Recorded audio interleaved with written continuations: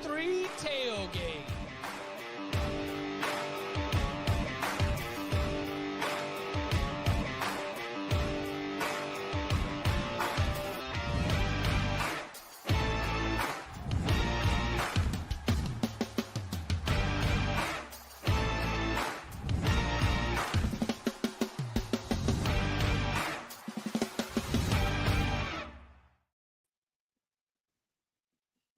And welcome back to the Cover 3 podcast here on CBS Sports. That's Tom Fornelli. That's Bud Elliott. I'm Chip Patterson coming to you live at youtube.com/cover3 and everywhere you get your podcasts on demand. Thanks for hanging out. Smash that subscribe, smash that like, and come and join us in the chat, a.k.a. the Cover 3 tailgate, where they, like me, are trying to see if we're going to smoke it through the filter one last time because Indiana season might be over. You haven't seen this yet? Oh, I mean, I know we're not going to review it, right? I mean, we are live at 11:21. There's 1:27 left on the clock as I'm looking at it. Indiana set to line up for a 2-point try. So that means we're at 7-6 in the fourth quarter. You haven't smoked a damn thing through the filter. You punted down, 20 points in the fourth quarter? Yeah. This is a me. Don't put Kurt Cignetti's sins garbage on me. time. This is a BS win for you. Oh, there we go. Got it. Let's go. Go. All right. Listen, because to Tom's point, this is a extremely disappointing performance for the Indiana Hoosiers. Yeah. This is I think that not as much, like you can't say an equally impressive performance for Notre Dame, but probably one that I would say that my first thought is affirming win for Notre Dame. Like a big, like, you are who we thought you were kind of thing. Like they leaned on that defense to be able to put Indiana in bad positions and capitalize on it. They were able to ride that. I mean, like 198-yard touchdown skews the statistics a lot, but there's still just sort of like the physicality that they were able to provide where it never looks like Notre Dame was uncomfortable moving the football. They've got a blocked field goal in there. I mean, you know, like you could argue that Notre Dame should have 34 points or more, you know, in this game based on the way that they moved it. So lots to get to. And yes, before we get out of here, we will give you a look ahead to Notre Dame and Georgia. A fascinating matchup in the Sugar Bowl with some historical implications. I don't know if y'all thought about that yet, but the Gunnar Stockton, Riley Leonard matchup we've waited our whole lives for. Oh, you're not even ready. You're not even ready to blow the dust off these history books that I got for you right here. What we got? Okay. What book is that? The Chip, Macro Phenomenal Pro Basketball. Chip. Huh? You got the onside. The Macro Phenomenal Pro Basketball Almanac. So, Tom, in the 1980 college football season, the Georgia Bulldogs played in the Sugar Bowl on January 1st against Notre Dame and won that game, to which they claimed their first national championship of the modern era. So remember when they won the title and everything was all about like, oh my gosh, it's been so many years. This is it. We finally got it. 41 years. That national title win was against the Irish in the Sugar Bowl. So we've got a little, you know, a little historical significance there that I think that maybe Georgia fans will take into consideration. But we're not here to talk about the Bulldogs until later. This is a book called Millennium. It's about the 11th century. That's the last time Indiana beat Notre Dame in South Bend. Because it's 0, right? It was 1898, I think, was the year it happened. Tom, what'd you see? What'd you see on the field? I saw, I mean, you kind of touched on it a bit. Like, there was the 98-yard touchdown run by Jeremiah Love. and you can't take it off the board. And I kind of always hate when people, if you take this away, but like if you do take that away, it's not like Notre Dame's offense was overly impressive in this game, and they were still comfortable the entire time. Like they just sat on Indiana and didn't get up. And Yeah, that's what I was saying. It felt like a physical, like they were just kind of like, just sort of knocking it was them like a lot. I mean, it is fitting. Like, this is not really a rivalry because they never play, but they are two state schools, and it's like big brother, little brother. This looked like a big brother beating up his little brother. Just like not even really fighting, just holding him down, like holding him away. Like, nope, you can't really do anything. Whatever, you're not strong enough. And I know I got on their case for the Northern Illinois loss. But they were not great today, and they won with ease. That's typically the sign of a good team. You ever, Chip, you ever play your son in basketball, and you're like, screw it, I'll play left-handed only, just to mess with them? No, I'm still swatting it. All right. I'm still throwing it into the grass. Like no, not yet. But I hear you though. I understand. With all due respect to what Indiana accomplished this season, this felt like a very disrespectful game plan from Notre Dame. And they were like, enjoy it. If you can run the ball on us against a light box, please do. And we invite you to, right? Now, here's the thing. They couldn't, because Notre Dame lost the math game, but they won a very important game, which was the one-on-one matchups inside. Now, a couple big runs by Indiana because Notre Dame kind of stunted or slanted their way out of it. But on a kind of a down-to-down rushing basis, Notre Dame was still playing two high safety looks.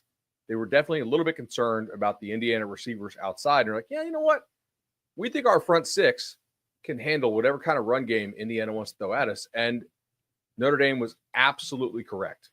20 carries by the two main backs, 77 yards. If you gave Marcus Freeman and Al Golden that pregame, he said, you know what? We're not going to allow very many explosive pass plays because we're going to play too high. All they're going to get is 20 for 77. You're like, check, please. We got this. Next round. And that's what it was. Like, that's really what this came down to. Indiana was not going to be able to throw the ball against two high safety looks because really nobody can. You got to be able to run your way out of it. And Notre Dame whipped him with limited numbers, but superior personnel. That's kind of also the refs let both sides defensively grab the hell out. Good God. Like, the pass defense. Like all the, When the kid for Indiana, it's not Surratt. Who had the great one-arm catch? No, Surratt. Okay. First quarter down the sideline, heading to the north end zone. When he makes that catch, many throws into like multiple coverage by Rourke, by the way. But there's no bailout flag. Yeah, that's what I'm saying. Like, you knew the over was in trouble then. I'm like, you got to throw the damn bailout flag in case this kid, upon replay, dropped the ball, right? Like, it's pretty clearly PI. There's no bailout flag. Like, they're going to just let them grab each other like crazy all night. Okay, cool. It's like 8th grade dance, no chaperones. But what are we doing here? So, all right. Anyway, like, I just thought that the way it was called, but also the way that Notre Dame whipped Indiana up front, that was kind of your ball game, regardless of what Notre Dame's offense did, which it looked okay. What was that one tweet? I can't remember how it goes, but it was basically like something about my haters, and it's like, shout out to my haters, they were right. Yeah. Like, that's kind of what this game felt like for the most part. For Indiana? Yeah. Like, everyone who's been hating on Indiana, and that's the thing is, I mean, I guess our purpose here is to have the best discussion. We will eventually preview the Notre Dame Georgia part of this, but how much of this do you think comes back to revisionist history? Because that seems to be the conversation here. It doesn't seem like a college football fan or a sports fan is as interested in the nuts and bolts of how Notre Dame big brothered Indiana in this matchup. It comes back to, would Alabama have been better? Would South Carolina have been better? Would Ole Miss have been better? Maybe. And also the counter of, you should not use the results of the bracket, especially in these circumstances, to therefore like reverse engineer what should have happened all along, which is you should be giving the bids to the tournament to the teams that earn it in the games where you're supposed to earn it. I don't care who might have had a better game. I mean, the fact of the matter is, there's a lot of human history that shows us that no matter what happens in any way, the people who have an opinion will always think their opinion was right, no matter what the results in front of them tell them. So Sure. if you thought it should have been Ole Miss in, you're going to think it. Even if Indiana had won, you just still thought Ole Miss should be in. Even if you still think Alabama would have been in, they might have been better games. The fact of the matter is, based on the criteria, Indiana did what it was supposed to get in the tournament, and it got its ass kicked once it's there, and that happens sometimes. So, I mean, like, there's been a whole lot of arguments about power ratings. Like, we should pay more attention to power ratings, and that should have a bigger impact in who gets into the playoff. Guess what teams Indiana's ranked ahead of in a lot of power ratings? The ones that were left out. So it's which one do you want? But this is just, it's a blowout. I have a feeling we'll see more blowouts tomorrow. We've seen blowouts in the first round in the semis of the 4-team, and that's only when there are 4 teams in. We've seen blowouts in the 4-teamer? Yeah. Well, yeah, I don't recall any of these blowouts. I swear to God, I seen it. It happened once. Well, I'll tell you what, this was big Alabama-Cincinnati energy. Alabama only beat Cincinnati, what, 24-3? Yeah. But it was a it was just like very early in the game. I mean, I was watching 3-hour swirly. Yeah, yeah, like it was one of those situations, Tom, where I think I had to live blog the late game, and that was the early game. So it was my only time to spend time with family. So you kind of had it on in the background. And very early in the game, I was like, oh, well, now I can spend lots of time with family. So this is fantastic. Like, full disclosure, we were talking how early do we go? Yes. And I think we came to the conclusion, like, we probably can't go that early because mathematically the game won't be over, but physically the game is over. Well, hey, listen, I was happy. I finished my writing assignment. The Sugar Bowl look ahead was done. So I don't have to be multitasking that right now. We're just sort of rocking and rolling as long as we want to now. Hey, you know what? We're acting like some jackasses because Indiana's driving in the final minute, only down 2 touchdowns, guys. This one's not over yet. Hey, they smoke it through the filter. They're trying to get me one last fourth quarter win. All right, 1 timeout left. Sorry, I am kind of sweating under 49.5 live for a non-zero number. So yeah, I think that's safe, but there's really no. We're always like, if the game's close, we don't have time to have these conversations. But since it's not, we have to sit there and debate everything because debating is what we do. But I really don't think there's some grand takeaway from this game other than Notre Dame is a better football team than Indiana. Yeah, and I think there was a reason they were favored by as much as they were. And I think there was a reason I took Notre Dame to cover. This is not a surprise. Okay, well, before we get to advancing this, is it fair to have some criticism for Curt Cignetti? Because the way that tons. The way that he was talking did not match the way that he coached. The way that he spoke did not match his decisions that he made within the context of this game. And I think that is a very fair criticism. If you're gonna, then I love it. Don't get me wrong. But if you're going to talk all that crap when you're winning, you better if you're running it up on teams when you're beating the crap out of them, don't be waving the white flag when you're getting the crap beat out of you. And that's what they were doing tonight with that punt. And now that the game's over and Notre Dame's just dropping into shell coverages, here come the Indiana Hoosiers. I kind of think I think that team needs that from him. You know, like they need his, like, we are hot shit. Like we're the best. Like that kind of just belief in self type thing. I don't blame him for doing that. Oh, that Indiana football. That if you were putting on an Indiana football uniform, there's like. Do you think Curt Cignetti really believed what he talked about? But then doesn't? Or do you think he's doing it to like inspire belief and confidence in his team? For sure, but then doesn't he coached at Bama? He knows they don't recruit the same level of player. But then doesn't he need to do that in the game? Well, yes. The kicking the field goal there after what you called on 2nd and 3rd down, that did feel like the pucker of all puckers. Punting on 4th and 11 at midfield in the 4th quarter. Yeah. The punt from midfield was the one where I was like, geez. And there was even I remember there were some moments in the Ohio State game where it felt like you were coaching to not lose by a lot. That it was like aesthetics seemed to have taken over. And I was, that's not the same as the team that was running it up on all these other opponents that they had taken on. So I felt like Indiana performed like it did against Ohio State. and Indiana coached like it did against Ohio State, and they will have a likely closer margin than they did against Ohio State. Oh, thank God they got the onside. Yeah, Notre Dame gets the onside, so I guess you finish at 44. Yeah. Mm-hmm. There you go.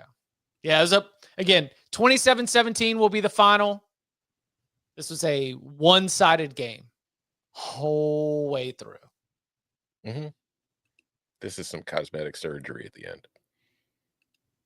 Like they rarely beat themselves in this game. The one break that Indiana got that you thought, okay, this could change things, was when like they played the little quick game stuff well. They got their hands up, balls tipped, Indiana picks it, and you think, okay, like they're starting their drive on the plus 39. Maybe they can go get something. Did you think the kid on the interception that Indiana threw, did you think that the crosser was held? He was in like triple cover. I mean, there was like two guys on him, and it was not the best decision. No, it was not the. Yeah, that was the other contributing factor to like, they're gonna let him grab a lot tonight. Like this is handsy. I wouldn't. You have a fair claim if you are an Indiana fan and you want to nitpick over that. But I still say that when I saw that, I was like, I would not have put that ball into that place in that scenario. You know, the big Canuck did not deliver in that spot. So, no, sure. You know, I just congrats still, on your like, fourth quarter. hell of a season for Indiana. Yeah, thanks. I mean, that's pretty awesome to make a playoff. Yeah, and we don't the best season in school history. God, right, right. Yeah, we don't need to make a wish this, but yes, like congratulations. We can make a wish it. It's Indiana football. Like they're the make a wish team, right? Rey Mysterio is going to show up in the locker room and tell them they all had a great season. Oh man. All right. We'll get more chance to talk Notre Dame as we start to spin this thing ahead. Are we going to talk about how cool this was at home playoff games, though? Like, the atmosphere was cool. All right, yeah, let's sit in that. The sport is not a sterile sport. Like, we have actual marching bands. We have people coming back to where they went to school. We have, like, local rivalry. Like, more of this, please. Like, showcase more of what makes college different than the NFL, especially as it becomes, like, more of a homogenous product with everybody having the same salary cap and stuff. Like, how do we differentiate from the NFL product? Like, scheme is one way, everybody runs different stuff, but like this is cool. Like, they're all arm in arm right now. They're singing the alma mater. That's kind of cool stuff that we don't get in the NFL. Like, more of this, not this sterile 70,000 seat, Jerry World. Well, actually, come see us January 9th for our awesome coverage of live show in Fort Worth. Yeah. That's actually awesome. Definitely come see us. But like, no sterile Georgia Dome, right? Mm-hmm. Like none of that stuff where it just doesn't feel collegiate. Like, this is cool. You work for this. You should get these home playoff games throughout the process, I think. Yeah, and like Georgia should be able to host Notre Dame in Athens. Like, I mean, you won your conference, you earned the bye. You should be able to get a home game out of it too. I mean, I've said every single game except for the final. Put them on campus. Like, that's the whole point. It would also lead to, if we had more fair seeding, it would lead to more motivation to continue to avoid, any kind of gaming the system. Like you would always be fighting for the best seed possible to guarantee as many home games as possible, the same way that you've got in the NFL. The commentary that we got and this morning, and we'll get it tomorrow morning as well, from Bud, to your point, all of the alumni who are showing back up on campus, fired up. I mean, the line of cars to get into the parking lot at 7 a.m. on a snowy Friday morning in South Bend. It was I am all the way in on campus. Like, if we're going to continue, especially if you try to expand this thing again, on campus until the end. I don't think we'll get it, but I'll push it. The Bowls got their hooks in them too much, but we should. Yeah, we should push it. This was cool. And I don't think this is going to wear off being cool either. No. This atmospheres like this will never not be cool. I agree. All right. Coming up on the other side, we take a look ahead to our Sugar Bowl quarterfinal matchup, which is set. It will be Georgia against Notre Dame. How that looks, what to expect, and more. Next.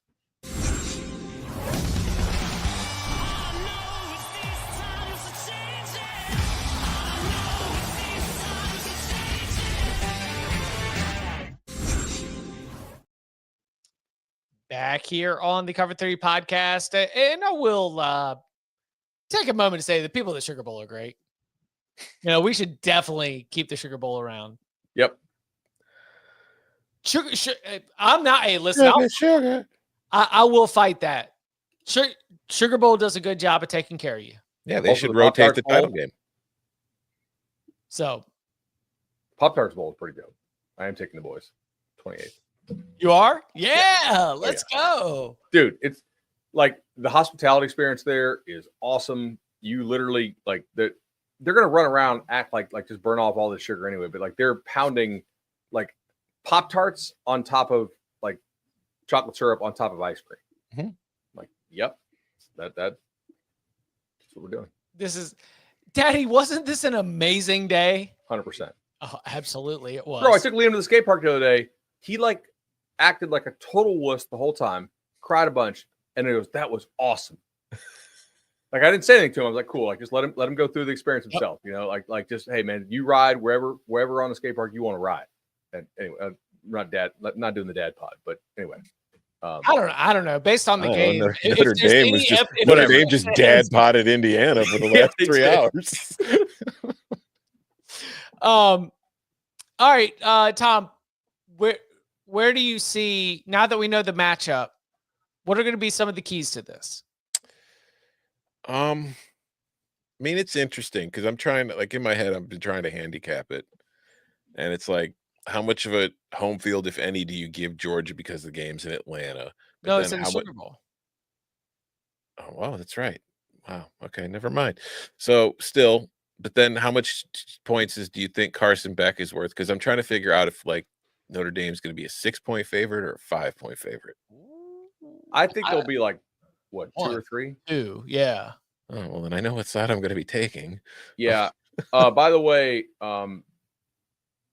I know Colby Young was cleared to practice, but they said he could not play unless the charges were dismissed. And as of the December 10th hearing, they were not dismissed. That matters to me. Like, I don't know. We can talk about Stockton. Stockton, like to Beck, is what? Probably a field goal, maybe 4. Probably not more than that because Beck was not playing like amazingly this year. We have to kind of assume like what's the base level of Stockton.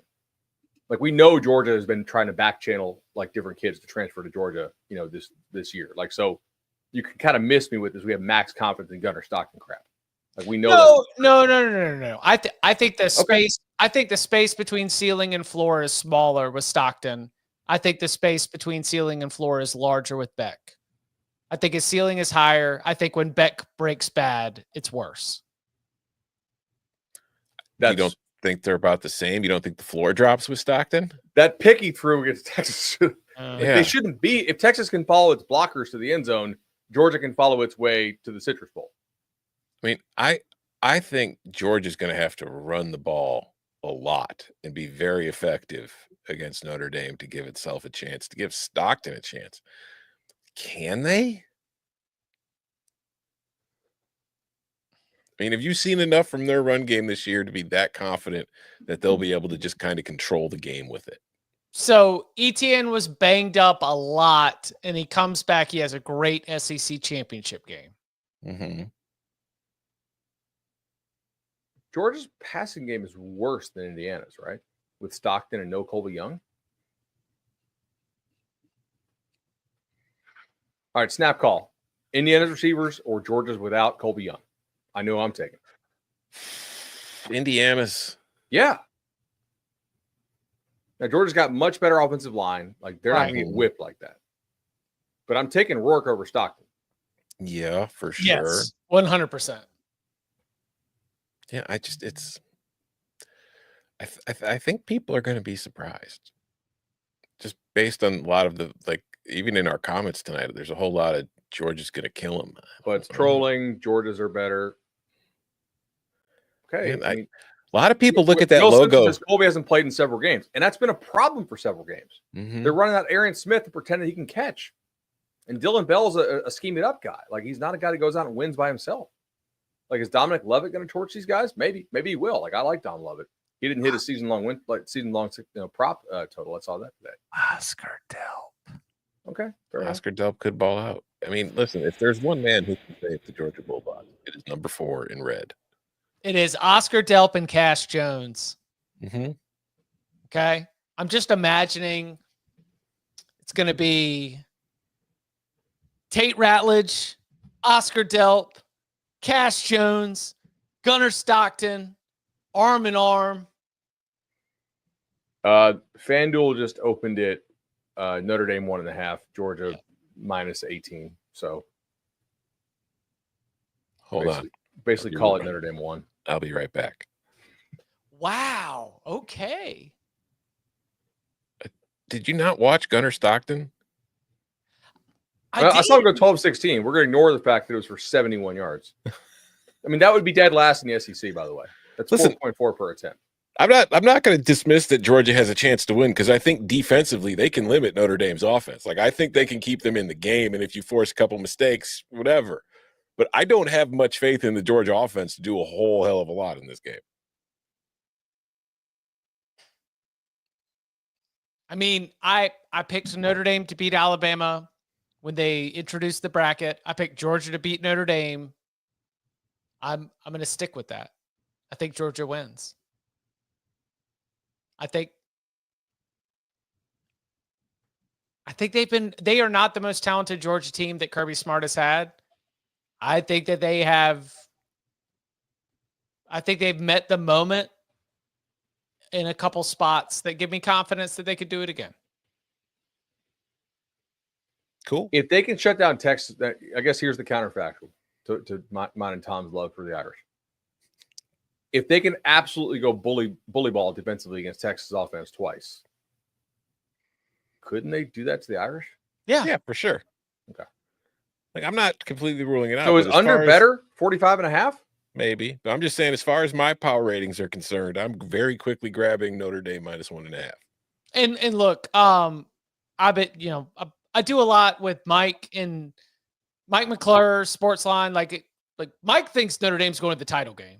Like that, he's like, this Notre Dame team is for real. Like, he is a believer. I think Mike McClure is super smart, and we've respectfully been on opposite sides of that one. But he's like, yeah, nope.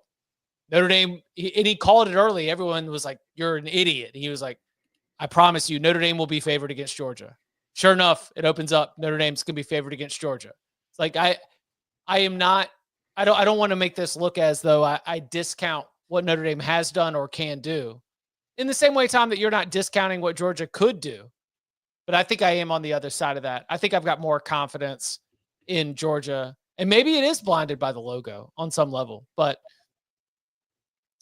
Georgia has gotten by with some easier regular season schedules than a lot of their opponents in the Southeastern Conference. They did have to play a tough schedule. And they got in a horrendous spot, down 28-0 against Alabama in Tuscaloosa. And Carson Beck played terribly in that loss to Ole Miss.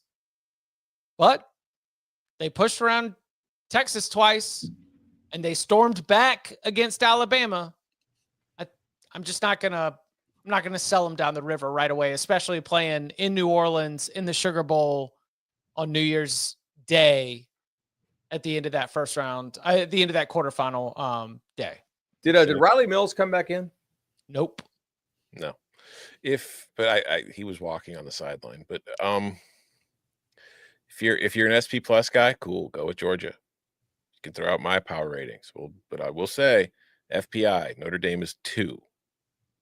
Sagarin, Notre Dame is 1. FEI, 3. Georgia's not. I told you the Chipalytics spreadsheet gets shut down after I run conference championships. We're just vibes here on out. And look, Connolly will tell you, and so will Brian. Runs FEI, and shoot, now I'm gonna be an asshole. I forgot the guy's name. Runs FPI, but I know him as well. They don't take out players who are missing. Mm-hmm. So like doesn't count for Beck not being in. Dear chat, power ratings do use their schedules. It neutralizes everything. Is that what opponent adjusted means? An Yeah. opponent adjusted power. Oh. You guys, people have heard like been so poisoned by the word We're in week strength of 16. schedule. How the hell are we not with it? Chat. Let's Like- go. Come on, baby. You think Vegas isn't considering the strength of schedule when they put these spreads out there?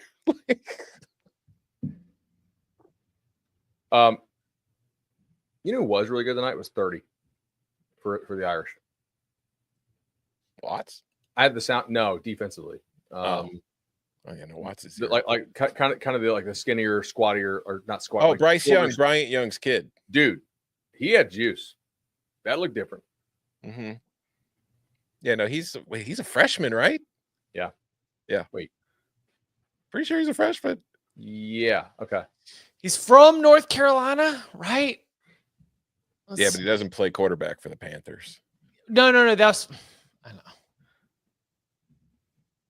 Let's see, Bryce. Yeah, Yeah, no, he's a true freshman. he's from. No, I was being serious. Yeah. Right, Charlotte Christian. Charlotte. Yes, thank you. All right, He's big and fast.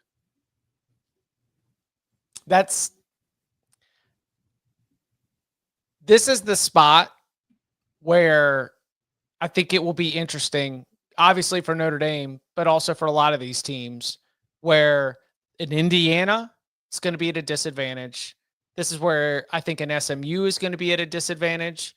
This is where anybody who is a portal-heavy team is going to have a disadvantage in the expanded college football playoff, because being able to actually recruit out of high school and recruit elite talent out of high school is where you might need them to step up, where you might need that freshman or that sophomore who's a little bit later in their development, but they are toolsy, they are raw, and they are able to come out there and be a contributor in a big spot.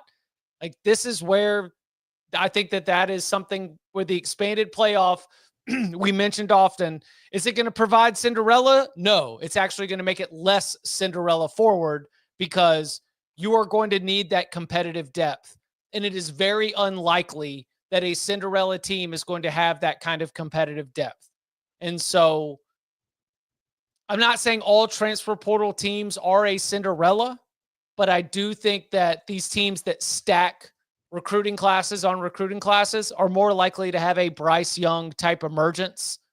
You know, like that's Notre Dame has been recruiting well over the last 3 to 4 years. They're a blue chip ratio team. So I feel like the Bryce Young example that we saw here sort of is another piece of evidence to my hypothesis that you need to be able to have really talented guys who aren't necessarily your top of the team notes type guys who are ready to go, because that's going to be the kind of thing that can make a difference in a playoff game. Talent. They. But He's taking notes. He's Well, intrigued by your talent ideas. well, Like, look.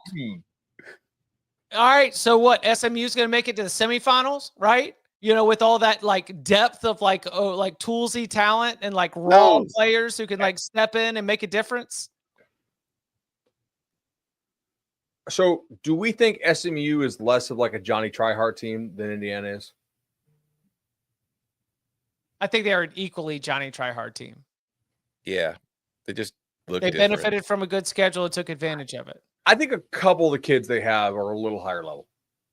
Ooh, I don't know. A couple. I mean, like all the Miami kids. I would have thought No. RJ Maryland. No, I think was, some but of the he's Miami not kids are playing. not. I think some of the Miami kids are in fact like the very definition of like Johnny Tryhard. But like a couple of the guys they have like real speed, you know. Mhm. I mean, Jennings is fast. Jennings has speed that a lot of guys don't have. Jennings is good. It's no, that was one thing too that kind of stood out tonight. Like when a lot of the times when Indiana was trying to go sideline to sideline, they just had no prayer. They were never getting there in time. So yeah. Also, another thing too, how many like designed runs did Riley Leonard have tonight? So he had 11 carries, but he was sacked twice, and he had a couple of scrambles. I don't think it was many. It didn't feel like they needed it. Yeah, I think they were keeping some bullets in the chamber. You know what? They're going to empty the clip against Georgia. Yeah, I think they will. Yeah. And then you figure out the semis afterwards. Yeah. Man, and Ryan says 2 of his carries were on the goal line, including the one where he scored and never even got touched. So, yeah. How about it? So, Notre Dame has as many wins against Georgia as Bud Elliott does. They are 0-3 all time. They had the results that I mentioned earlier at the end of the 1980 season in the Sugar Bowl, 17-10. Then also a home and home in 2017 and 2019. Both games swept by Georgia. Both games, though, excellent. 2019 win in South Bend for the Bulldogs, 23-17 in 2019 in Athens. Notre Dame going for its first ever win against the Georgia Bulldogs in the Sugar Bowl on January 1st, 8:45 p.m. Eastern Time, the final quarterfinal of the 12-team college football playoff. If Notre Dame beats Georgia, do we take them seriously as a college football program? I mean, they actually are the original time slot champions. The only individual school breaking out with its own major network contract. I mean, the broadcast tonight made a really big deal about this being the first touchdown that wasn't on NBC. Yeah, the first Notre Dame home game not on NBC in like a billion years. Oh, cool. Neat. Hey, much love to our NBC friends. We have many. Much love to our friends on the broadcast and associated with the ESPN. You know that, but like, okay.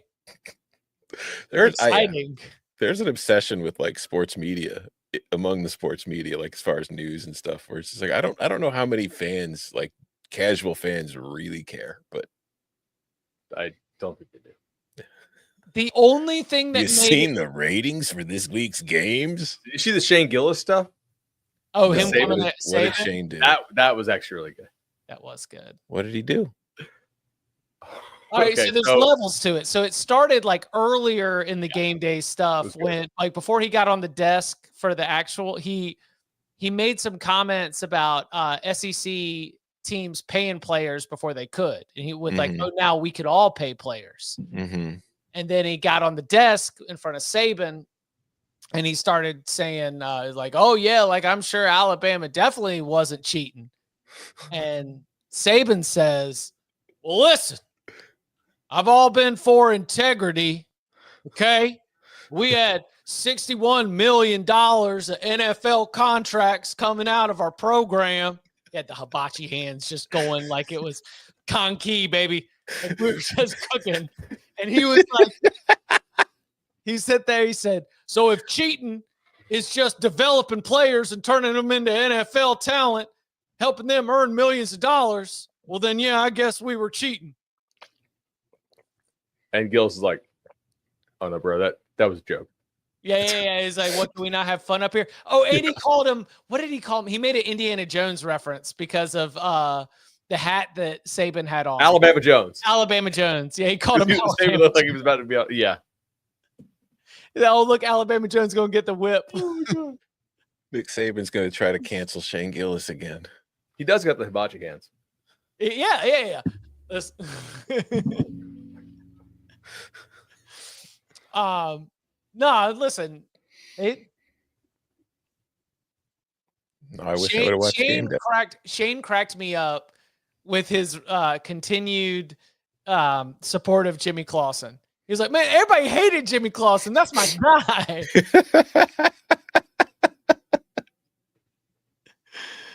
Oh, man. So funny. Anything else from tonight before we get out of here? Alabama Jones. Like the video. Yeah. Tailgate rocking and rolling.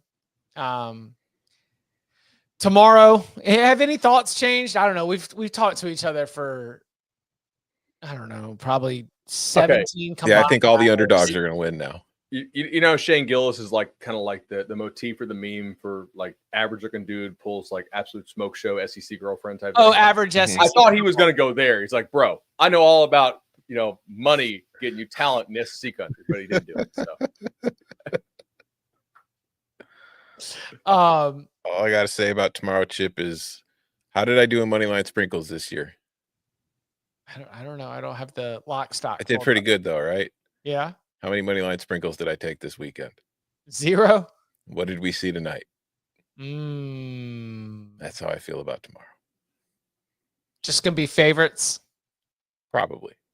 I think Tennessee, Ohio State could go a different way. But. Well, Tennessee, and again, as we have said, like I said, for 17 hours of content all this week, Tennessee, Ohio State, if it goes a different way, would be unsurprising for all of the non-football related reasons. Mm-hmm.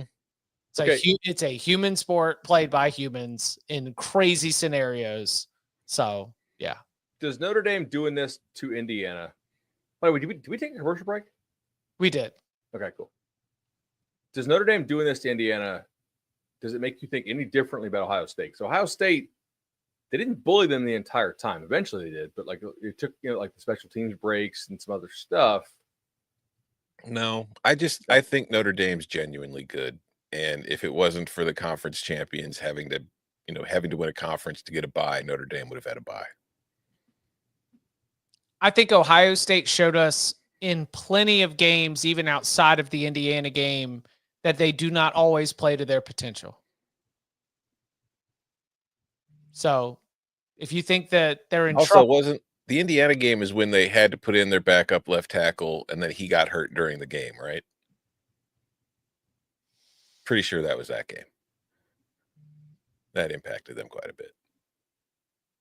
But then they also had the FU touchdown to kill my under. Right.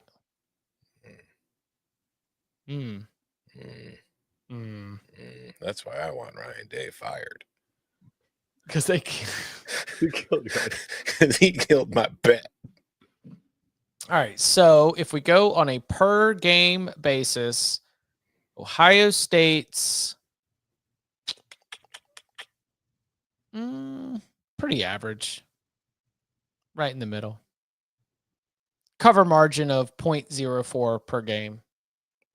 I guess they met expectations. Was that come from probably a couple blowouts in there? Also, too, like early in the year, they took games over and then just kind of cruised. Yeah. They've done that a lot. Like their non-conference is just, they're favored by 1,000 and then they'll just go win by 30. Yeah, that is true. They did have the largest closing spread in the entire country. On average this season, Ohio State was favored by 24.5 points in their games. It's really exciting for fans. Hey, more Akron, more Marshall. Mm-hmm. Just load it up, baby. Mm-hmm. Let's go. We will be back on Saturday night at the conclusion of that Ohio State-Tennessee game, recapping all of the Saturday first-round action and looking ahead to the quarterfinals that we will have on New Year's Eve and New Year's Day. So much to get into. We hope you come back and join us. And you can follow him on Twitter at Tom Fornelli. You can follow him at Bud Elliott 3. You can follow me at Chip_Patterson. Gentlemen, thank you very much. Alabama Jones. Oh, Michael's here. Oh, yeah.